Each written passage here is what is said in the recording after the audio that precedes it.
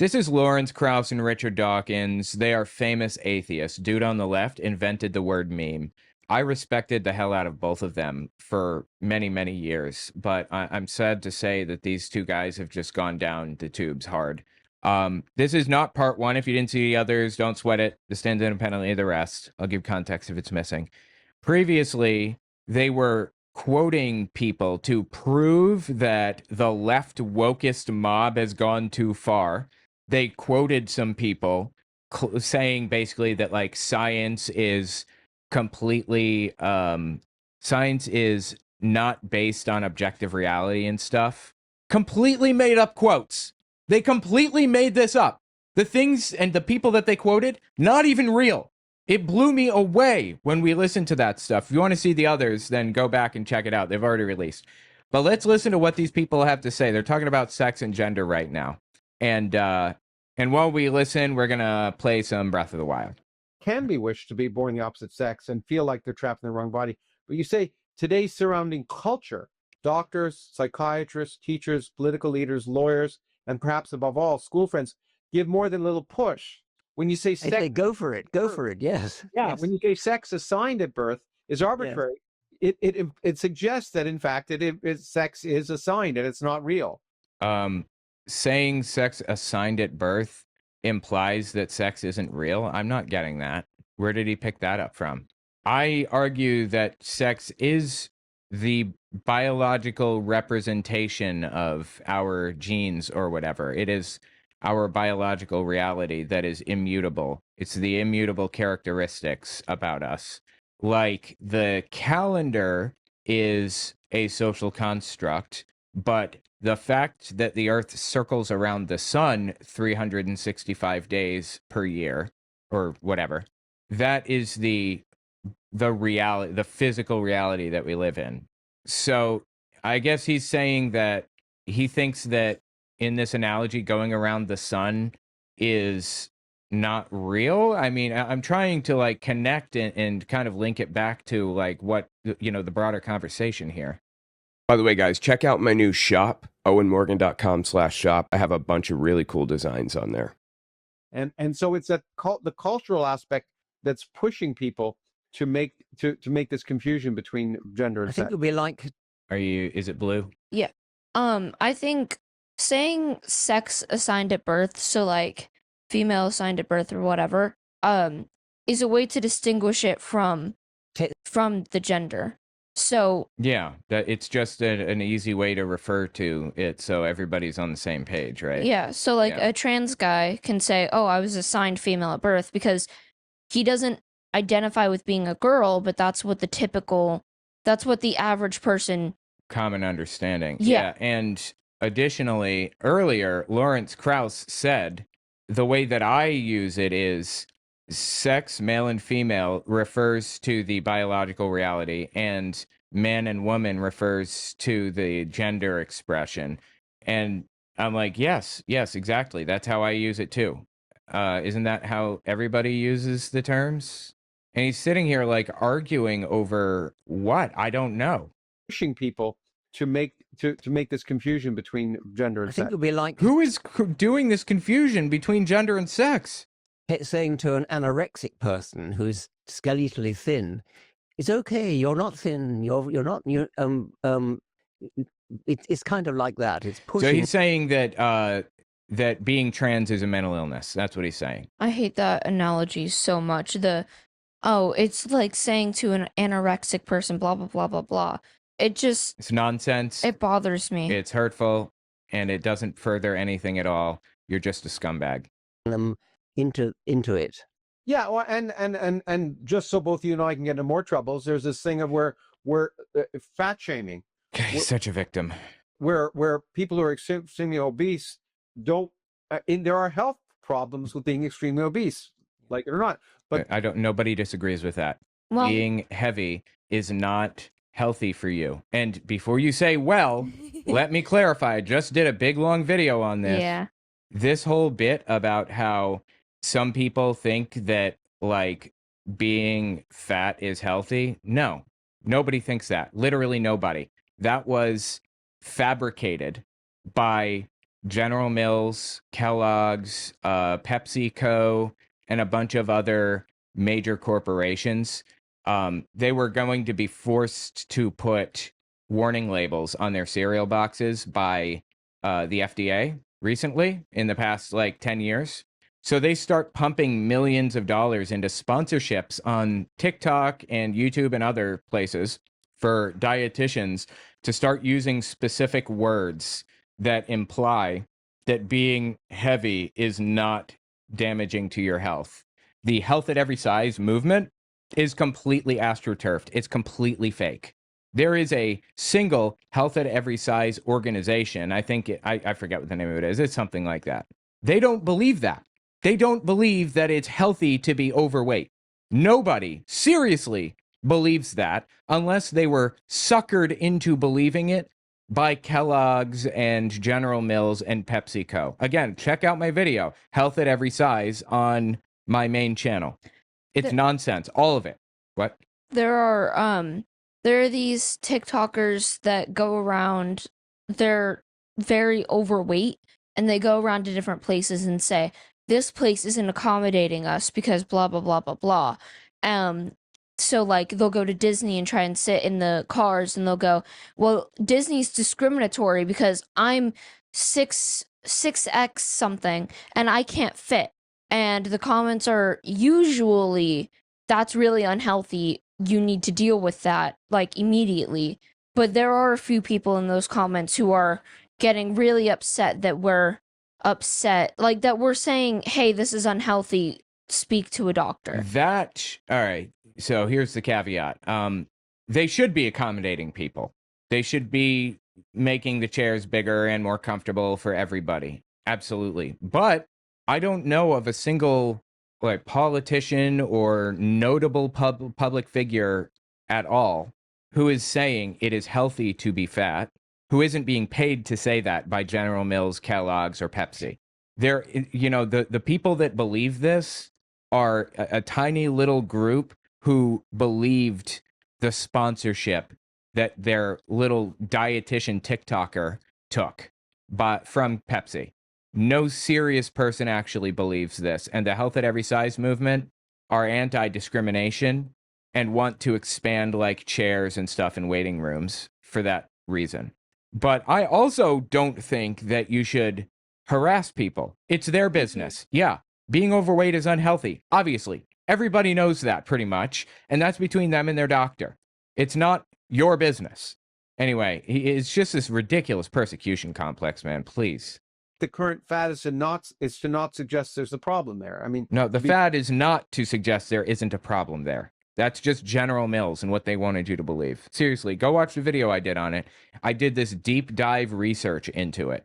It's fictitious. The whole movement is fake. Proud of being that, and Yes. and and I understand it because you don't want to, the difference is you don't want to discriminate against people who are obese, but you don't have to say that it's healthy. Nobody says that.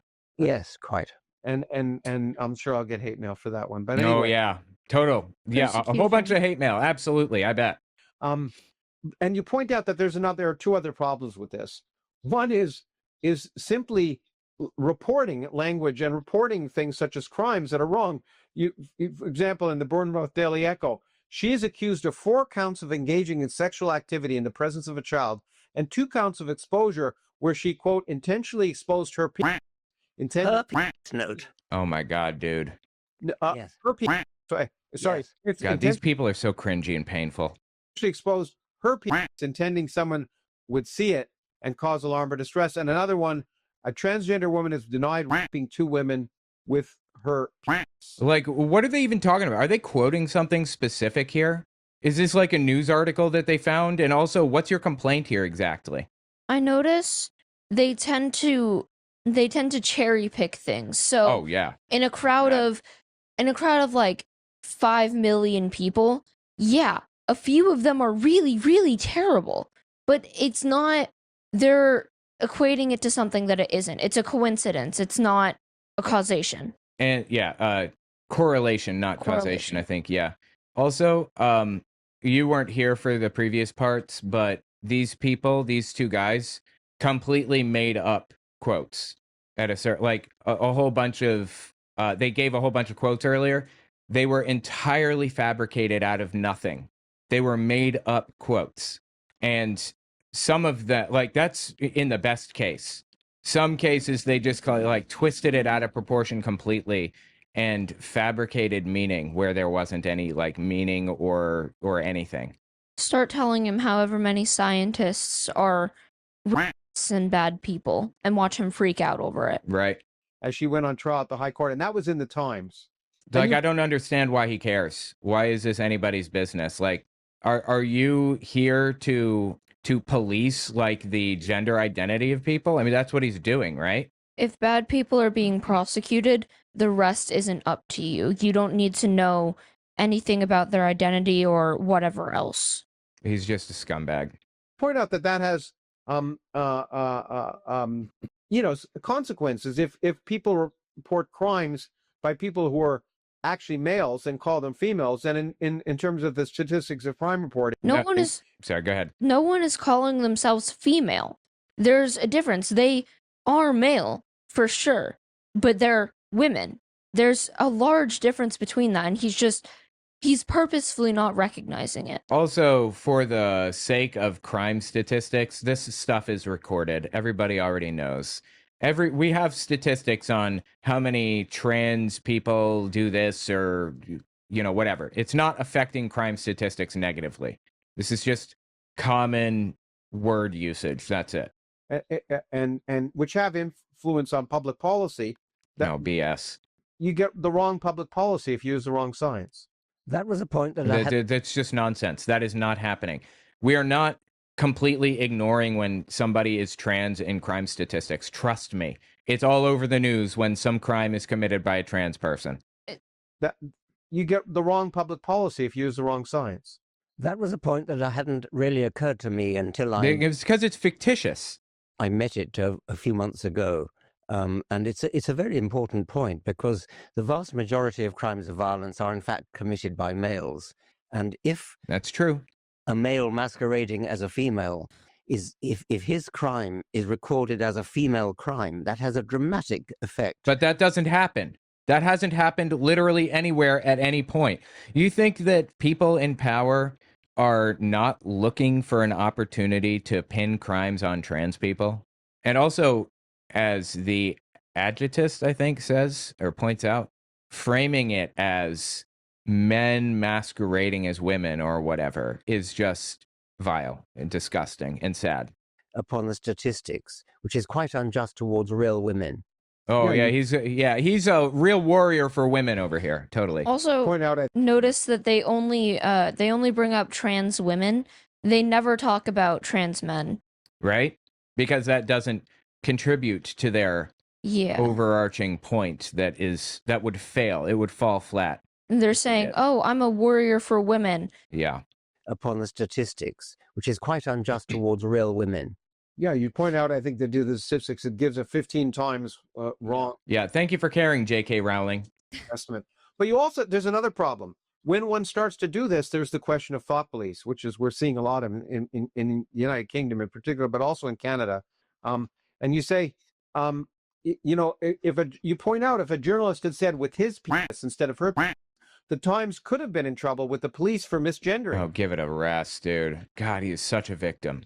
And this example, in 2020, the Humberside police descended on the workplace of Harry Miller to warn them that one of his tweets was being recorded as a hate incident. One, I guarantee that didn't happen unless it was actually dangerous. Two, no one cares if you're misgendering someone. It's just a bad thing to do. In the UK and Europe more broadly, I think that there are some weird anti-free speech laws that are put in place that because they don't have a First Amendment the way that we do here, but it is not anywhere near as dramatic as he wants to make it out, first of all. And second, I'm not sure that like any of this is real that he's laying down anyway. Most of the anti-free speech laws that he deals with, or that the UK deals with, revolve around immigrants and calls to violence. Like if I had the opportunity, I would kill all immigrants. Like that kind of statement will on social media will get you investigated by the police, where it probably wouldn't be in the United States. So there is a little bit of nuance here, but he's absolutely, most definitely twisting it out of proportion and looking for an opportunity to turn himself into a victim and everybody else. Okay. And what was the tweet? I was assigned mammal at birth, but my orientation is fish. Don't misspecies me. Yes. I seriously, deeply doubt that's true, but okay. Good joke. It's a joke, and it's really a scary joke when they repeat Yes. when that gets called hate speech. Yes. And it's also a scary point when you just begin to ask the question about this. And I think I skipped over it here, but and you gently skip over it. In asking this question. Oh no, actually, it's later on. It's in fact, it's coming up, which is which is sex and race. You make a really interesting point, which I hadn't occurred to me, which is that race is polygenetic, right? It's Race is not real. Race is like a 18th, 19th century. Well, it got popular then and started, having really, really ill effects at the time. Conception that leads to violence against people. Ethnicity is real. There are Han Chinese and there are like Africans and people like that, but it's just not. It's not the same. Polygenically inherited, and namely that when a white person and a black parent mate and produce children, the color of those children's skin can be lighter or darker, and therefore defy this notion of white and black. Yes. I don't understand what point he's trying to make here. I'm sorry. I want to step back and just try to understand what he's trying to. Is this like, is he complaining about something? You make a really interesting point, which I hadn't occurred to me, which is that race is polygenetic, right? It's polygenically inherited, and namely that when a white person and a black parent mate and produce children, the color of those. Okay, polygenic means that there are multiple genes involved in like passing on this trait or whatever, instead of monogenic, which is just one gene. Like the genes for there are fewer genes pertaining to like behavior and intelligence in dogs than there are in humans. Like we've bred dogs to be very intelligent and very cute in certain sizes, and they act a certain way and stuff. So different breeds act differently because they're the genes responsible for it. Some of them, it's like monogenic, but humans' behavior, for example, is polygenic. I'm not sure how this connects to literally anything. Like, what's he talking about here? Children's skin can be lighter or darker, and therefore defy this notion of white and black. Yes. So race really is a spectrum in a sense. Race is not real. Ethnicity is real. It can be. Yes, it really is. It really is a spectrum. And it's a question that never occurred to me. You say, why did the craze for non-biological self-identification? It's sex and not race. Why the double standard? And it's I don't know if anyone has an answer to that. Rebecca Tuvel wrote an article about this in a philosophical journal, and she got terribly attacked for it, regarded as insane and prejudiced and transphobic and everything. She simply pointed out the truth, which is that race is a continuum. Yeah, I mean, I can agree that in our modern conception of race, it's a continuum. I don't understand why anybody would be attacked for that. That doesn't make any sense. So why not encourage people who want to identify as a different race? If you're going to do that with sex, why not with race? Like if you have, see, this is okay. Now it's making sense. Like I said, race isn't real. Ethnicity is real. That is the biological reality. Race is a concept used by hateful people to hate others based on some intrinsic quality about them. ethnicists, I guess, doesn't have the same ring as racist. It's a really interesting point. Her But case, it's really not an interesting point. by the way, just to clear this up for people, and it's in the article. In her article, she compared the case of Rachel Dolezal, who identified as a member of a different race, with Caitlyn Jenner, who's the famous American athlete who was formerly Bruce Jenner, who identified as a member of different sex. The response for our article was again Lysenko, and this is what I wanted to stress. Well, it was obviously a bad faith article. I don't know how it could possibly be any clearer. She was trying to be inflammatory. It's hysterical. A majority of the journal's associate editors issued an apology, and the editor resigned. And of course, she was accused of being crazy, racist, transphobic, everything, even though there's no, everything, racist, transphobic, and stupid. And, What? And there's someone else who was attacked, and namely was you. Based on that, you produced the following tweet, and I remember it vividly. In 2021, you produced the tweet.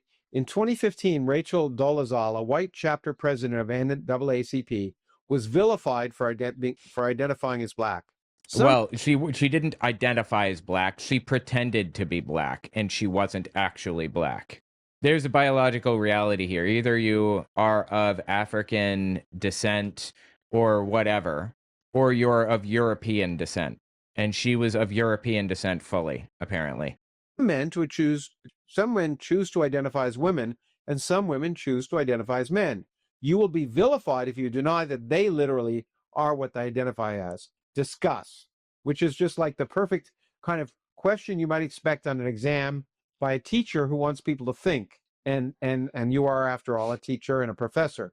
For that tweet in which you ask people to discuss, you point out you were vilified, and I think we have to point out that an organization that should know better, the American Humanist Association, retroactively took away your Humanist of the Year award. Yeah, because he's not doing this in good faith. He is intentionally setting out to cause divisions and hurt people, and there is no like good faith anything to be found anywhere in here. This is the problem. Hold on, I'm sorry. There we go. Just checking. Okay, there we are. For asking people to think, which is he didn't ask people to think. He asked people to take his position or consider his position more seriously, which was solely created to hurt people. That's it. Opposite of what humanism should be all about. It's really remarkable that it's that extreme. The next thing you talk about, which is intriguing to me, because again, I'd never thought in these terms, and of course you're well known, probably the world's most famous atheist, and I have been associated with you in that regard as well. Is the theology oak. You point out that there. Oh, here we go. He's going to pretend it's a religion, right? Two characteristics of the modern sort of obsession with victimization and also with the ability to change. Bro, that is all I've heard from these guys is about how he's a victim this entire time. Sex. And one comes from original sin and the other with transubstantiation. So why don't I open it to you to just explain that? Well, original sin is one of Christianity's most unpleasant doctrines. It states that all people are born with sin, born with original sin. They have inherited the sin of Adam, believe it or not. And the sin of Adam comes down in the form of the semen, which is why, and Jesus was not conceived with semen, so he was free of original sin. And his mother Mary also, for theological reasons, had to be free of sin, so it was necessary that she should be immaculately conceived. Yeah, this is the Catholic understanding. That's true. So that was invented by some pope, I forget when. And original sin is fundamental, key to Christianity. And original sin has been grafted onto white people because such hideous things were done by our white ancestors. Who says this? Is there somebody specific he's talking about here, or to black people in the form of slavery? It really was hideous. I mean, quite utterly appalling to see. In the original version of my article, with the pictures were cut out of the published version, but I had a picture of a slave ship in which there were slaves like sardines in the ship's hold. I mean, just disgusting, just horrible, horrible, horrible cruelty. So those white people who did that deserve to be condemned in every possible way. Absolutely. 100%. Of course. But we who are white are not responsible for what our white ancestor did just because we are white. Who the fuck said that? Who are you talking about? Who do you think is saying all white people are to blame for slavery or whatever? He lives in another reality. We can, as humans, say that humanity is capable of horrible things, but we don't deserve to inherit the guilt of our ancestors simply because we're white. I don't know a single person who believes that we should inherit the guilt of our ancestors because we are white. That is a very, very Christian kind of doctrine. It is original sin. Sure, yeah. If it were real and people actually believed that, absolutely. Nor should as you point out, that there not only are those who are to blame for such cruelty dead and unavailable, so are the African chiefs who sold Africans in slavery and the Oh Arabs. my God, dude. He's doing the white nationalist thing to blame slavery on the African people, that the African tribes who sold their people into slavery. Up to this moment, I've believed that Lawrence Krauss was just a gullible sucker who fell for nonsense. But that statement right there is starting to make me lean toward maybe he's actually a white nationalist. Indeed, yes. I mean, one could argue that everyone is suffers this atavistic guilt, but it's a really interesting point, and it's very, very similar to original sin. That I first heard it from Hitchens, but I understand now the quote goes much further back, that we're born ill but commanded to be well. One of the big problems of Christianity. Yeah, absolutely. Who do you think is saying that about white people?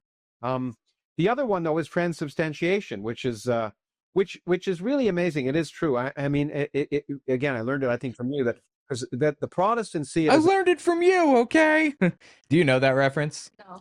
Oh, God. All right, I got it. I'm sorry. I'm going to deviate for just a second. So that he can teach me references like a good father. Yeah, it's an old PSA anti-drug commercial. Here you go.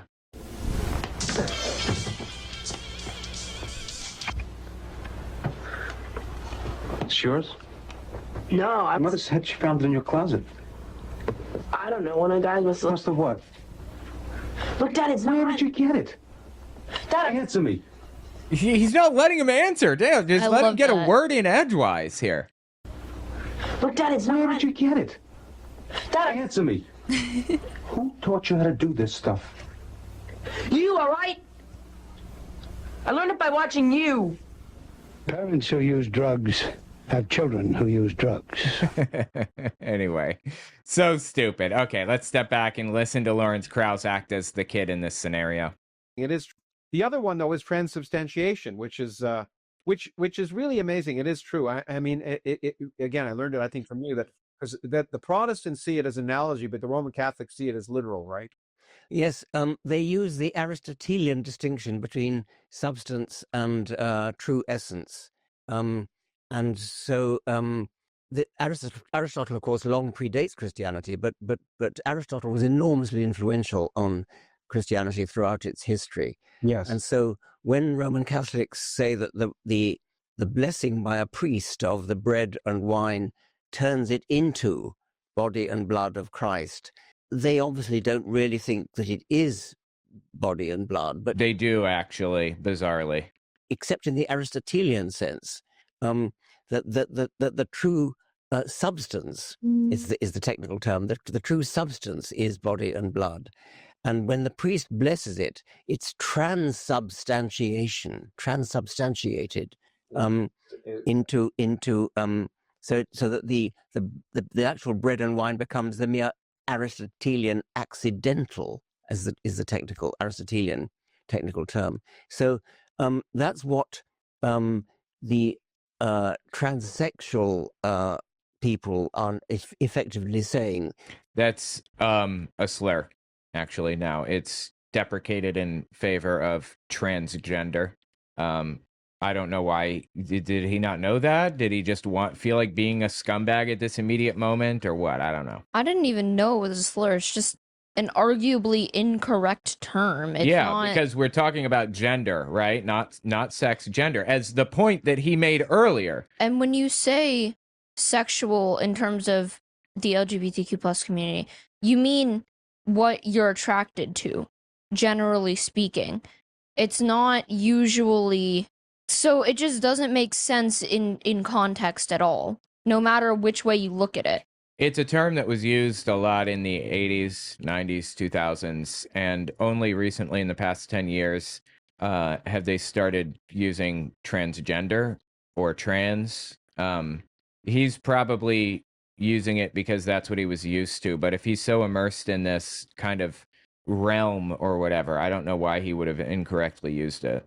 The very act of standing up and announcing, I am a woman, turns you into a woman. So by... That's not... Okay. I mean, didn't Lawrence Krauss earlier specifically said that, like, the way that he uses it is woman refers to gender and female refers to sexual identity. I don't understand, like, it seems like Richard Dawkins is completely, like, reversing that position now. Even if you still have a that's merely an Aristotelian accidental. In true substance, you are a woman. The other thing one could add is that you're being a dualist, because if you're saying that you are trapped, as they do, trapped in the wrong body. You are maybe biological male, but you're a female trapped in the wrong body. That's a kind of dualism. It's like saying... give it a rest. He's saying it's a spiritual thing. No, what we're saying is, what they are saying, trans people, is that their brains formed and act as a female brain, but their body is that of a male. And we can look at brain scans and see that that's the case. Trans brains look different. All right. Trans women's brains look like that of female brains. There's more gray matter in some brains and less in others. Those scans verify that, in fact, the brains are slightly different. I can't believe he didn't know that. Did he not know that? Have an immortal soul, which is... It has nothing to do with immortal souls. Are you serious right now? I'd also like to mention, he says a whole lot... Okay, I say a whole lot of nothing. He just kind of says things, compares things that don't make any sense, and then plays it off like he's the smartest man in the world. Yeah.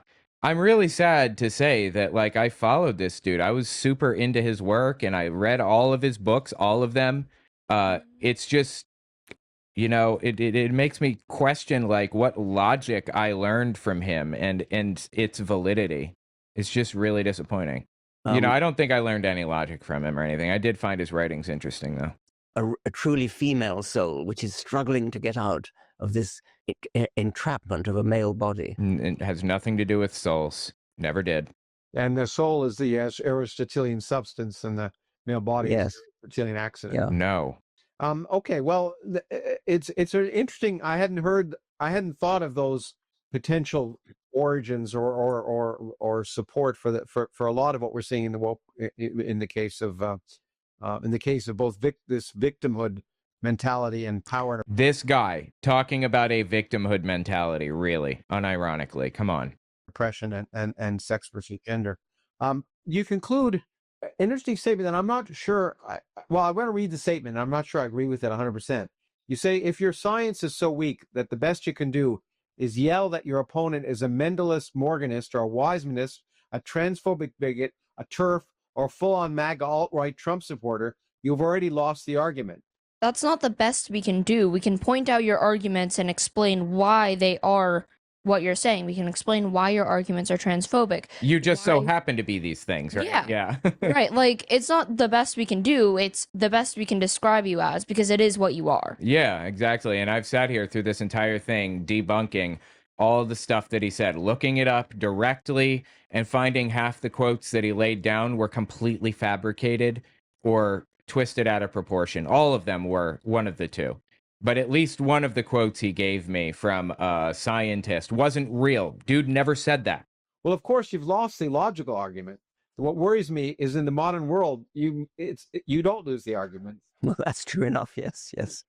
And that I think is the real problem here. And one of the reasons we wrote. Sorry, are either of these people American? Lawrence Krauss is born in New York City, but grew up in Toronto. Now, like last I knew, worked as a professor at Arizona State University. Because he mentioned stuff in Canada and stuff in the UK. Richard Dawkins is from the UK, I believe. He's British. So there you go. One of the reasons we've written this book is that we, at least in academia and in science, and we should be the logical argument should take precedence and not the noise. Okay, well, I think I've proven unequivocally in this entire thing, this series that I've just done, that these two guys, well, at the very least, Lawrence Krauss is a far-right extremist. I'm comfortable taking it that step.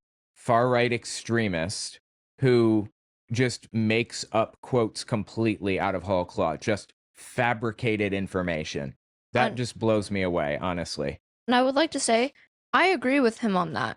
On that the logical, step back a second because I don't know exactly what he said. This book is that we, at least in academia and in science, and we should be the logical argument should take precedence and not the noise.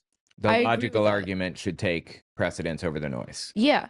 And the logical argument is that he is wrong, basically. I mean, he's lying. He has to, if you have to lie about quotes and other scientific research in order to prove your point and prove that you're correct, you objectively aren't correct. If you can't find enough research to support your claim, and so you have to lie about research, you aren't right.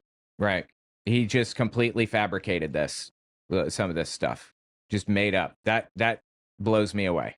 And you point out that a large part of this is in this weird notion that language somehow is violent. That violence can be done by language. Who says this? Who is telling you that language is violence? Yeah, I do know that there are some weird little nutcases out there that make that claim. By and large, nobody believes this. Language. Oh God, yes, yeah. As opposed to physical violence. And I want to give you the last word by reading your last words.